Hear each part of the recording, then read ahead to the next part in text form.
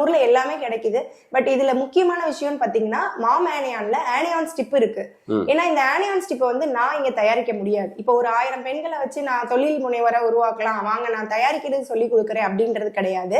இந்த நாப்கினை நாங்க இம்போர்ட் பண்ற காரணம் அந்த ஆனியான் ஸ்டிப். இது வந்து ஒரு மேற்கு ஐரோப்பால கண்டுபிடிச்ச பேட்டன் வாங்கின ஸ்டிப். இது வந்து anion for infrared magnetic nano silver chitin 5 வித தொழில்நுட்பத்தோட உருவாகி இருக்கு. நார்மலா கடையில விற்கிற பேடு சீப்பா தான் இருக்கும், பட் அதுல எந்த ஒரு ரீசைக்கிள் மெட்டீரியல் தான் யூஸ் பண்ணியிருக்காங்க. நம்மளோடது பியூர் காட்டன்ல 9 அடுக்கு பாதுகாப்போட கொடுத்துருக்கோம்.